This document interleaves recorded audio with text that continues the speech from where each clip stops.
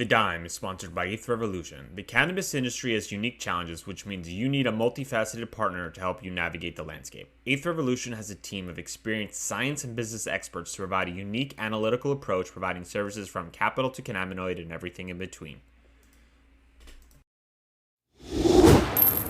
This is The Dime. Dive into the cannabis and hemp industry through trends, insights, predictions, and tangents.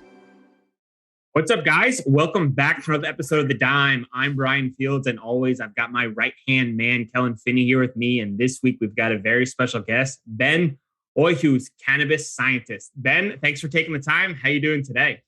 How's it going, guys? Great to be here. We're excited to have you. How you doing, Kellen? Doing good. Really excited to talk to Ben and learn as much as we can about the endocannabinoid system today. Yeah, looking forward to it. So, Ben, for our listeners who are unfamiliar with you, can you kind of share a little bit about your background? Yeah, so I'm a biochemist from Texas, trained in Texas State University. And most recently, I finished my graduate program in Israel at the Technion under Dr. Dedi Miri. And we were pretty unique. We had a unfettered access to whole strain cannabis extracts in biological models. We were able to research bioactive compounds and mechanisms of action with cannabis acting on the endocannabinoid system using healthy and disease models. We were mainly like a preclinical lab that focused on cancer studies. I focused on brain cells that were present in neurodegenerative diseases like multiple sclerosis and Alzheimer's disease. But that is, a cannabis scientist, endocannabinologist trained in Israel. So cool. Now take us through what your role is currently in the space. I'm also an ambassador for Dutch Medical Cannabis Society. Awesome. So let's kind of dive into some of that. I know not every day is the same day. So take us through kind of what goes through, your normal day-to-day process. So I'm an analytical chemist, and we work on the API formulation and method development and validation to create one of the best possible standards for Texas and hopefully the rest of the globe. I have a quick question, Ben. You mentioned Dronabinol. Could you kind of walk through what the API in Dronabinol is for our listeners who haven't heard that term used yet? So Dronabinol is a synthetic THC. It's commonly used for HIV patients as well as for cancer patients that are experiencing conditions like nausea that are just coming off of chemotherapy.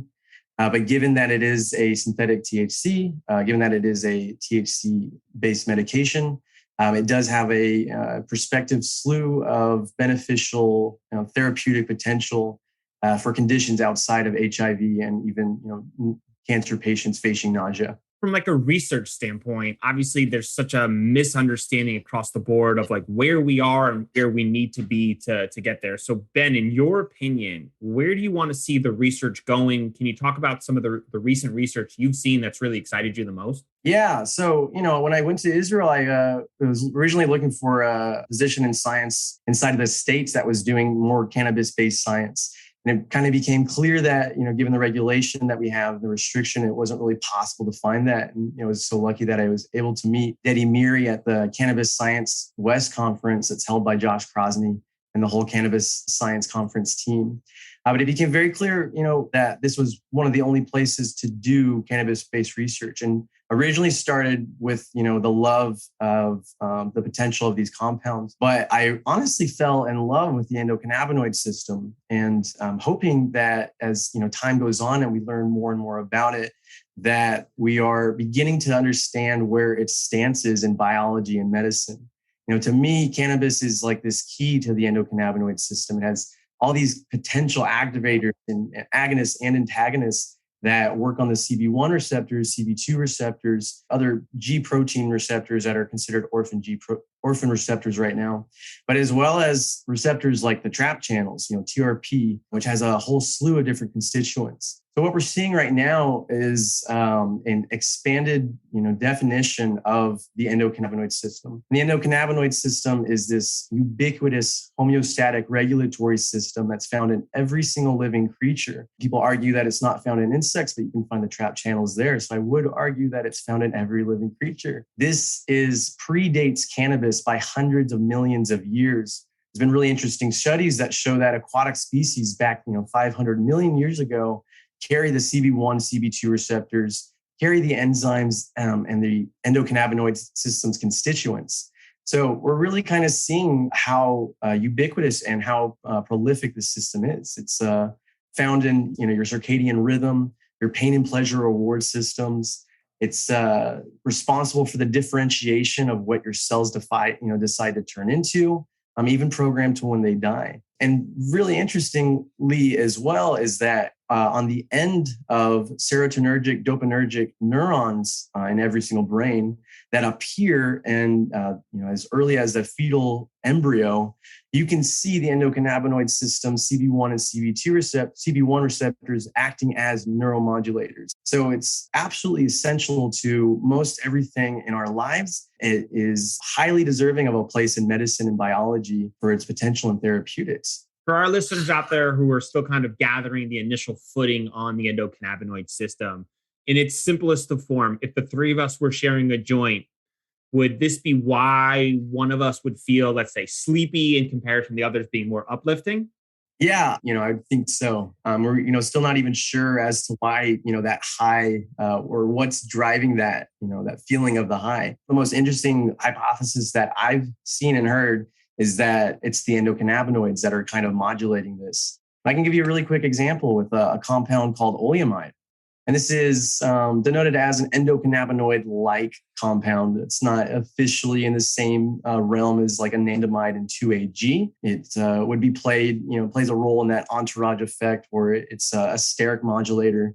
But Dr. Meshulam posits that, believes that Dr. Meshulam was the guy that, identified THC for the very first time in 1964, which rippled into us discovering the endocannabinoid system. So very, credible guy. But this compound named oleamide is responsible for a sleepy feeling that we have, a hypnotic feeling. This is also backed up by DiMarzo.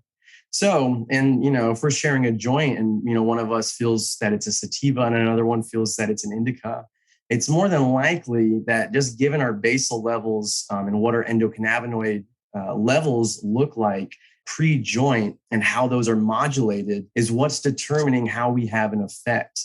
So it's not really, in my mind, as simple as saying that this strain has these terpenes, so that it's a sativa, or this strain has these terpenes, so it's an indica. It's more than likely it's a good guesstimate, but every body is a little bit different. The many to many problems, like our friend Dr. Abrams usually says, especially when because we talk about, right, like if someone's bringing like a sativa, which we obviously hate discussing that as the frame of reference, but it just for this case point, it's the easiest way for the generalization of this. If you were passing that out and say, hey, Kellen, like here, like you don't need to worry about it kind of putting you in the couch. Here's a sativa. And then Kellen, has to take a quick nap on that. He's like, hey, what's the deal here? And it kind of just puts into mind of how far we still have to come with the understanding from a science standpoint. So Kellen, kind of take it one step further. The ECS, right? Like it's discussed more and more. We're seeing it, but from a doctor's standpoint, I think we've talked about this previously. The endocannabinoid system isn't even taught in medical school yet. You know what I mean? And so like we do have a long ways to go, but I just want to piggyback on one other thing that Ben was saying in terms of, that's why the need for personalized medicine is such a big deal. You know what I mean? Because like sativa, hybrid indica, we having different base levels of molecules in our bloodstream is going to change how we interact with that product. You know what I mean? And so I just want to drive that point home a little more. But yeah, the endocannabinoid system I've seen a lot of different claims associated with how it like affects our homeostasis, right? You're just like base level of being alive, for those who don't know what homeostasis, what we're referring to. But I've heard it affect everything from mood to hunger to your sleep cycle, everything that Ben was saying. So I think at the basic level, we need more research associated with the endocannabinoid system. And I think that's probably the most fundamental thing that needs to occur in the industry, because like categorization of all these different products and dosing of THC and all these things could just be in vain if we don't understand exactly the mechanism associated with what is getting high. You know what I mean? And we can see that with CBD and THC. You know what I mean? Very, very similar cannabinoids from a structural standpoint. They're the exact molecular weight. One has a lactone, one doesn't. Right. And because of that one small feature, you get a completely different experience than like ingesting CBD versus THC. You know what I mean? And so how those molecules interact with the receptor in CB1. I mean, I haven't read enough primary literature on the crystallography structure of the active site in CB1 and all of those things to like truly to be able to disseminate. I haven't seen at least an argument placed before me that can really explicitly define why THC binds so much better than CBD and actually causes that quote unquote high. Have you seen anything like that, Ben? Nothing as, and I'm not an organic chemist or a structural chemist, unfortunately. So it's a little bit over my head, but it touches on biochemistry though, right? Yeah. Receptorology. Yeah. Well, one thing that was really interesting that I reported, and it might have even been in the last decade, was the crazy comparison between THC's tertiary structure and anandamide's tertiary structure. And then a tertiary structure is, the structure that a compound exhibits when it's binding to a receptor. This lock and key kind of method for biology to activate different receptors. But when you look at a picture between anandamide and THC, the similarity is just ridiculously, they're almost identical. So I'm not really sure what's going on because, if you were to, take them apart and put them in their primary structure, like, if you're just to draw them on a piece of paper, they look like very different compounds. So I'm not really sure what's going on in that respect. There is, some things going on inside those receptors that would be very interesting to see. What is anandamide? Anandamide, sorry.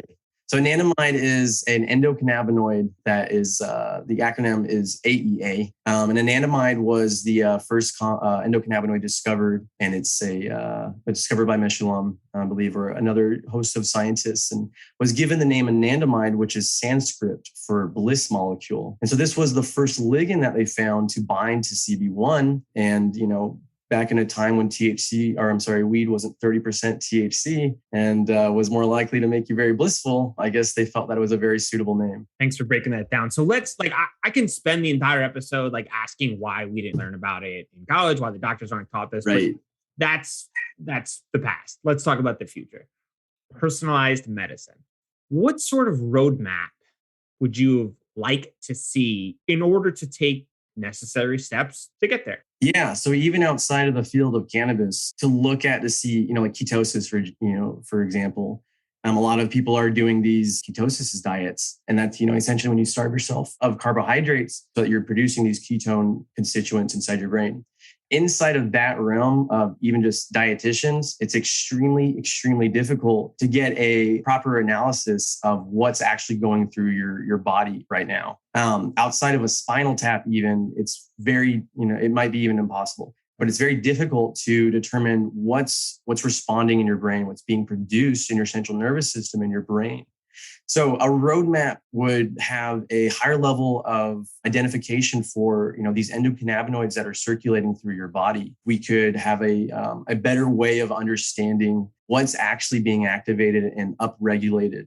Right now we're using mice models, and these mice are being sacrificed, and we're able to see a differential ability for the production of endocannabinoids. One of our studies, or a few of our studies from Israel, from the Miri lab, really worked on looking at the difference in endocannabinoid levels when given, strains with almost identical THC, CBD levels. And we're seeing that there's a tremendous difference in the endocannabinoids that are being produced strain to strain, even if they have the same THC, CBD.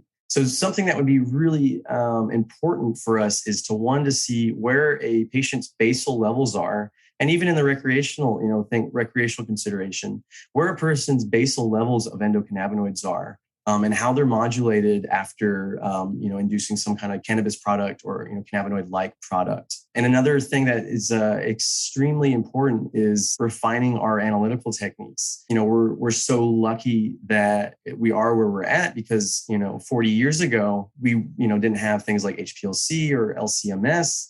And this is, one of the reasons that they weren't really definitively able to show how important, cannabis or what inside of cannabis was actually producing a therapeutic effect. But right now we're able to see that there's, 96 plus, 100 plus cannabinoids in any given type of strain. In 2018, or even as far as, most recently as 2020, when I left my graduate program, there were still like 17 cannabinoids that were unidentified, and they had names like 31317B and things like that. And they seem to have a role in the bioactive effect. So what we need right now is, a way to determine endocannabinoid modulation and a more refined way of determining what's actually inside these strains. Do you think we'll get there in our lifetime to personalized medicine? I think so. I think the field of personalized medicine is just exploding right now. One of the things that's really kept or put cannabis science into semi-warp speed is the amount of information that comes from outside disciplines. So we're using techniques and, even recruiting people from outside disciplines, interdisciplinary fields that are, just constantly pushing, the boundary of what's possible. So yeah, the field of personalized medicine, I feel like, is just, refining, and there is, so much interest and, financial incentive to actually, pursue R&D. I think it would be a matter of time for something potential inside of analytics to help us answer these questions inside of cannabis. So I'm pretty optimistic about it. In terms of the personalized medicine, I think that one of the biggest obstacles is, like you were saying, being able to measure exactly what's going on inside the brain, right? Because we can talk about those cannabinoids and you're smoking them to go into your bloodstream, but like what truly goes through the blood-brain barrier? You know what I mean? A little shout out again. I'm going to try another Hail Mary here, but Elon Musk, right? And Neuralink, by actually implanting a chip though. And if you can put some like small sensors in there and like being able to run some chemometrics and like be able to measure cannabinoids, like this could be a huge opportunity for us to make some money. Yeah. This is like the cross-disciplinary, outside disciplinary field. And, but that's how you could do it. You know what I mean? Right?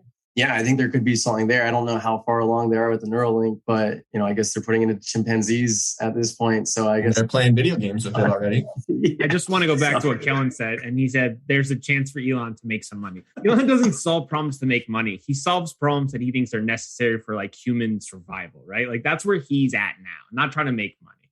But to continue on that path, maybe Ben can come back at a later point and update us on the comparison on the Neuralink and the endocannabinoid system. Let's dive into your research in your graduate program. I want to learn more about that. We heard your talk, roughly 2 years ago. It was incredible. And I want you to expand on some of the areas from a medical standpoint that you kind of came across or the research that fascinated you. Awesome. Yeah, absolutely. And, I wrote a small publication for Cayman Chemical, which is a pretty succinct, missing some, details and major points. But it was a succinct kind of explanation of big patterns that we found. And the whole thesis essentially was cannabis is a great key to the endocannabinoid system. But inside the lab that I was with for 2 years, we were a preclinical, largely anti-cancer or cancer therapeutics, chronic disease-based lab. So a lot of my colleagues were working on cancer projects, and I was working on a project with microglia.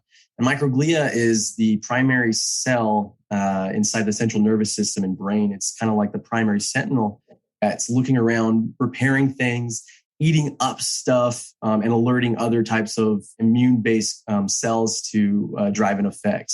But some of the biggest things that we found were that cannabis has such a differential ability strain to strain. And one of the things that really drives this was a colleague's, it's in the published paper. There's a few studies that I'll bring up right now.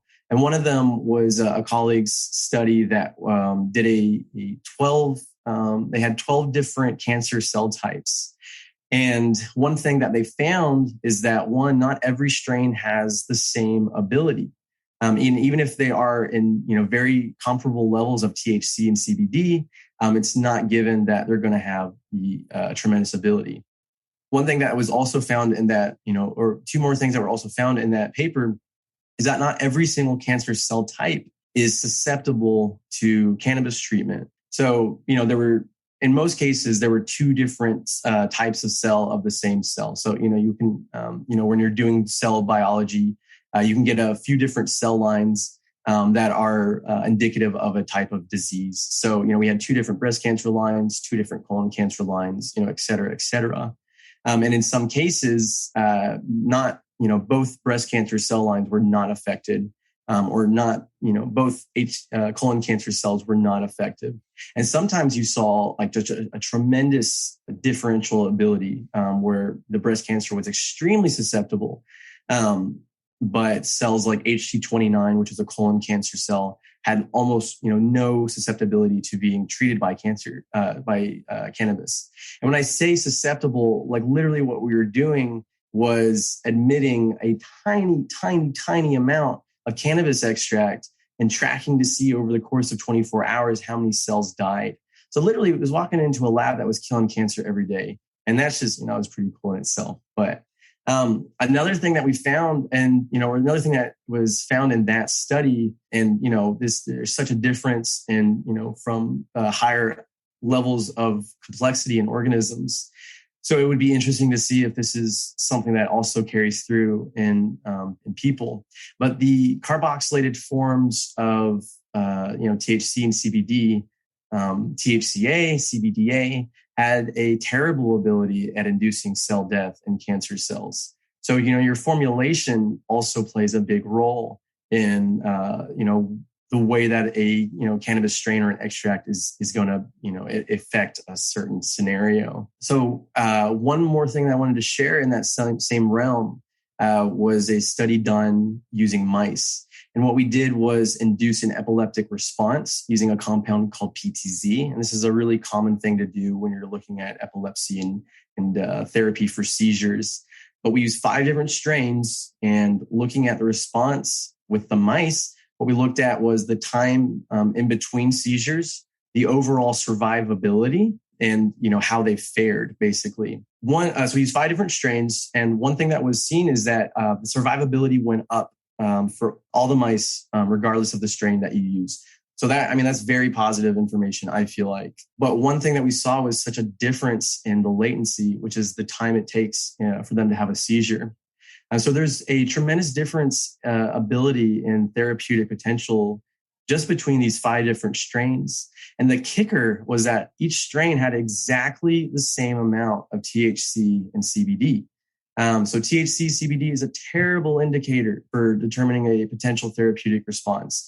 It might be better to, as a guide versus looking at like a strain that's high in CBG or high in CBD, what have you, or THCV, things like that. But we're shooting ourselves in the foot by just using those 2 compounds as an indicator for therapeutic potential. Yeah, that's exactly what happened to GW Pharmaceutical too, is they had to literally grow the exact same strain indoors in order to be able to produce the exact same chemical profile of Epidiolex. Right. Is literally that exact issue. Is they discovered that it wasn't the ratio of CBD and THC, it's everything else that comes with it from an extraction standpoint. And so one of the, the things that I kind of harped on when I was there, it's not really the levels that we should be concerned with. Maybe it's an indicator that, strains that are high in CBD are carrying other kind of beneficial types of compounds, but, and maybe they're acting as the vehicle, but it's more of an indication, I think, that something is inside of it that is acting or helping drive the effect. And I just want to touch base as far as the carboxylated compounds. While they were not very helpful in the cancer study that we did, in my research dealing with microglia, and one of the things that we looked at was how well these cells were able to respond to wound injury. So essentially, if you had some kind of neural damage, which is what's happening with a disease like multiple sclerosis, we wanted to see how fast and how much better these microglia were able to respond and make some kind of repair. In this scenario, the carboxylated strains were tremendous, and they were the ones that we followed suit with. So it just entirely depends on the situation, entirely depends on the condition that you're looking for and the outcome. But it does seem to have, both parts, both forms of the plant, seem to have, tremendous effects in their own respect. So there's a ton to unpack. So I have to take a couple steps back, and I apologize if I kind of misspeak. So when you were doing the cancer studies, right, you had identified specific strains worked better for specific types of cancer. Is that how I Yeah. So certain cancer cells, cancer cell types were more likely to be affected by just cannabis in general.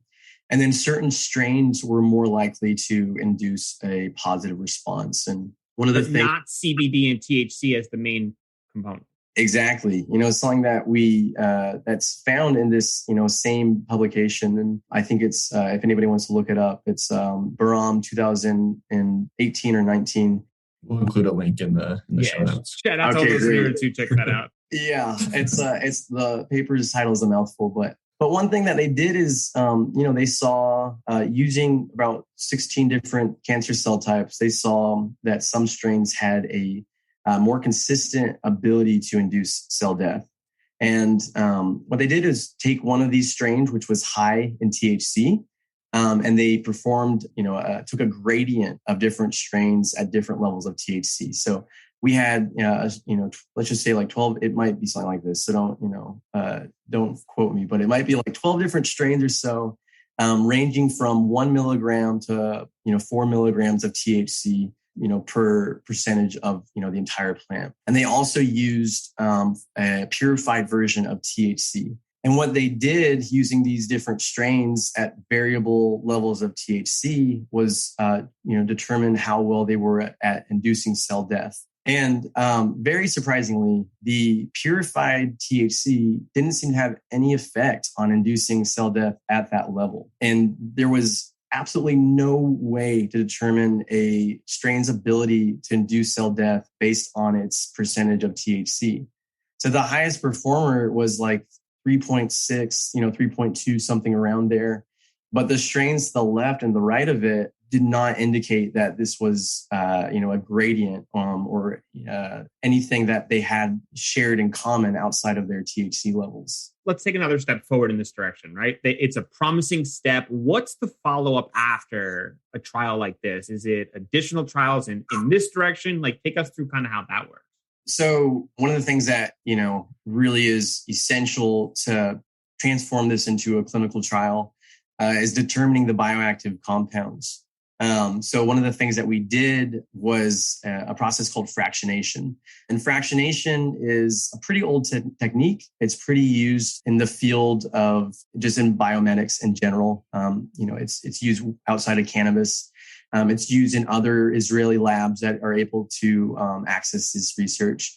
But essentially what they do is use a bit of column chromatography and kind of partition out based on time and size of compounds, and partition out the compounds in a cannabis extract into different little components. And you do this so much that the idea is that you're getting the most isolated versions of, compounds present as possible. And so what you do is, you make about like 5 to 7 different components.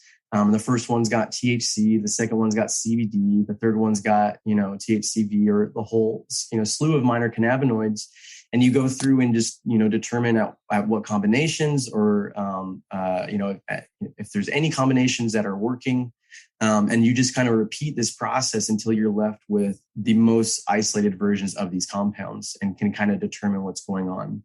And just in the whole aspect of our refining of analytics, this is a process that is very difficult to get a good source of these components, because these compounds are coming in at such a small amount of the extract that it's very, very difficult to elute them out at large enough levels. Because after you elute them out into different components, you have to go through a process of refining and purifying them. And through any step along the way, you're going to lose some product. But essentially in research, looking at the bioactive compounds in cannabis kind of follows this suit where you're kind of eluting them out. And that could use like a lot of revision. But, as far as Epidiolex and even, Bedrocan, the Dutch medical cannabis program, they have a very strong backing on their genetics that they're using. They want to have the absolute most consistent plant time after time after time. Because one of the biggest pushbacks that we've seen in the field of pharmaceuticals or clinical science using cannabis is that it's extremely difficult to have a consistency in botanical formulations. So even if we were to see an extract that was very, very helpful, in the lab, if they're not able to replicate it, time generation after generation, and this happens too. This happens in Israel. You can have a very therapeutic response to it one generation, and then the next generation it doesn't work, or even worse, it brings about a serious adverse effect. So those are things that they do. They are still trying to just make a consistency in the genetics and find strains that are helpful to patients, and just pray that they can replicate those, that plant composition. And they're also working to determine bioactive compounds through processes of elution. So this kind of might even bring it full circle back to synthetic chemistry as potentially the answer. This is what they did for Taxol, right? The chemical from a tree that's a cancer drug, right? My favorite example. So, as this comes from the Pacific Northwest, this tree, the Mountain Yew, and it's a chemotherapy drug that's was determined to be extremely effective, and it got to a point where there wasn't enough trees to even produce the level of demand for this this medicine. So very smart people started synthetically producing Taxol, and it's, at least in the very beginning of the 2000s, it was the highest selling chemotherapy drug, if not one of the highest selling drugs on the market. So there's a high demand for it. It's very efficacious. And it's the synthetic chemistry that is, really making this a possibility for the modern world. Ben, your opinion, do you think pharmaceutical companies will help the cause for cannabis as a therapeutic, or do you think that they're look to push against it? Honestly, I'm pretty optimistic. I believe in the cooperation between pharmaceuticals and cannabis. I don't have the stance that pharmaceutical, giants are out to destroy us.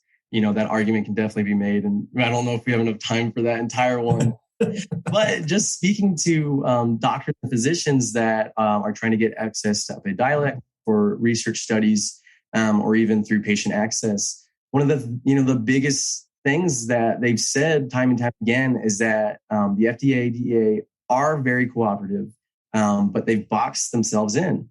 There is this extreme regulatory framework that the FDA, DEA has set up against themselves that has boxed them in. So they don't have the ability to one to just drop it but they don't have the regulatory ability to engage in this activity just yet. But it does seem like they do like to cooperate, within reason for drugs that have passed the clinical pipeline, that have been proven to be effective. So I'm very pro pharma. And I think that, there are very positive things that will come out down the line with it. But Dylan, do you want to take your natural stance of anti-pharma?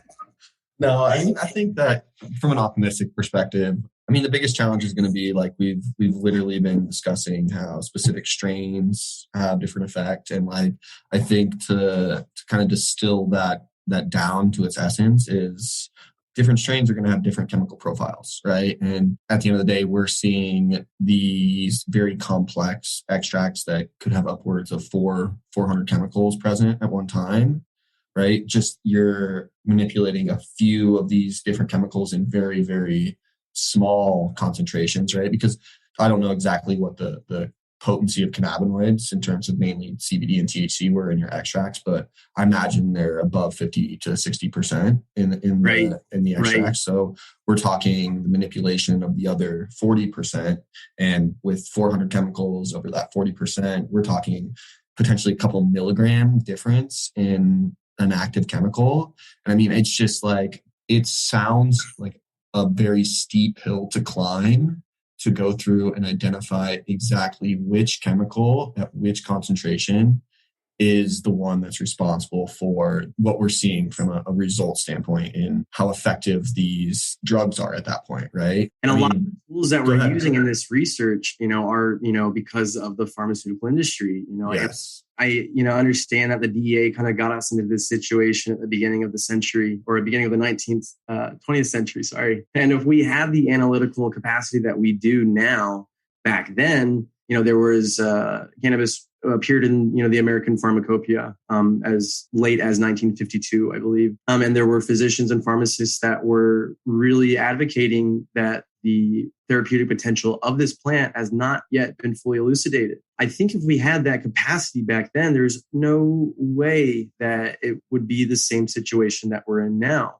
So, I do realize that, DEA has put us into this, and there's just been a, crazy amount of repercussions extending, not even just in medicine, but, in civil rights that, are because of the, the regulatory framework, or even how they're planning or how they deal with it. But I think the times are changing. And I think that, people that are inside those, regulatory groups right now would be hard pressed to say that it does not have, therapeutic potential.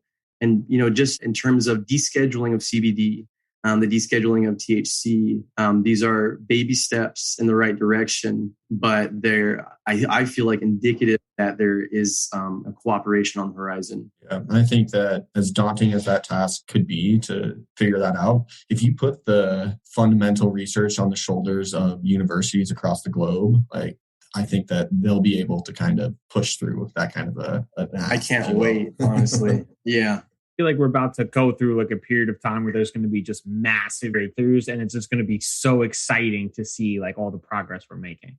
Yeah. And, even outside of, because there's like little blips of this. And one of the most fascinating endocannabinoologist scientists to me is this, I think her last name is Mueller.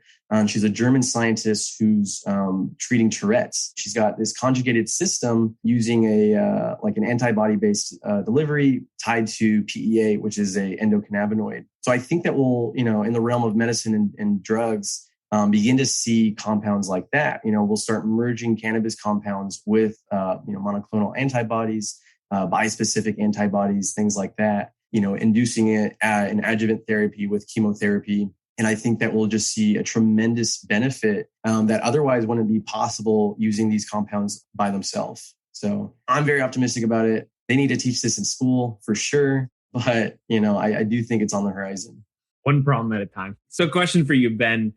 What is one area that the everyday consumer of cannabis might not be aware of just from your understanding or research, something that you've come across that you say that most people would be surprised or be shocked by this? I mean, the field of the endocannabinoid system in general, or what we know about the endocannabinoid system in general.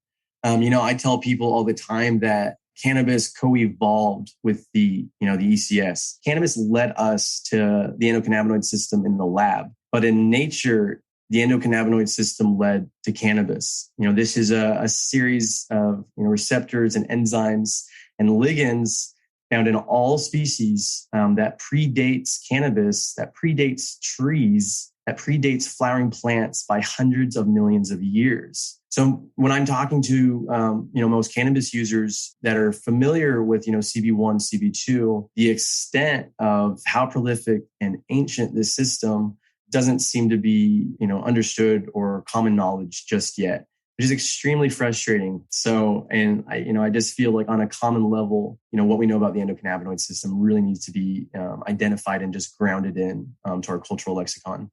Since you've been in the cannabinoid industry, what has been your biggest misconception? Biggest misconception, I guess that, that THC and CBD are the only compounds. But that's not the same problem that you find with cannabis users. At this point, they kind of know about, CBG and CBN and things like that. But I guess that, the anti-cancer properties lay, exclusively in THC and CBD. But even using CBG, we've seen at least in cell research that it produces a tremendous effect. What's your favorite minor cannabinoid that's not really getting the most publicity out there? Do you think is CBN, is that considered a minor cannabinoid? Yeah, but that one's getting a lot of love. Let's go a little deeper. Okay. I don't know. 313-16B. Yeah, I would say that, honestly. They're one of the compounds that is unidentified. There are glimpses in, cell and in vivo research that shows that this might play a role in the bioactive effects that's emitted from these extracts. So I'd have to say one of the ones that isn't, fully identified yet, because when we're doing these fractionation methods, it seems that those compounds are actually playing a significant role, which just blows my mind. Can I find that on the internet? I will have to take a look, but I'm not sure yet. I Googled that. What was it? Just Google that exact. What was it? 313? Yeah, 313. Yeah, I shouldn't even be talking about it, but you can look. People are going to show up at Ben's house now, knock on the door, take him away. My old PI is going to show up in my house and take me away. So the IDF is going to show up. But if you look at publications from the Miri lab, one of the things that you can see between the difference in the PTZ study that I mentioned with the mice that were induced with an epileptic response, and even the paper that they just released in February of this year that was actually using patient samples and surveys, is this tremendous difference in those unidentified compounds. So it remains to be, seen which one of those could carry a bioactive compound, but it does. We just don't know as much as we think we do at this point. That's so dope. If you could sum up your experience in the cannabinoid space into a main takeaway or lesson learned to pass on to the next generation, what would it be? One thing that it seems that what really is essential right now is an understanding of analytical chemistry, bioinformatics, in silico, which is like computational, like ligand binding and stuff like that.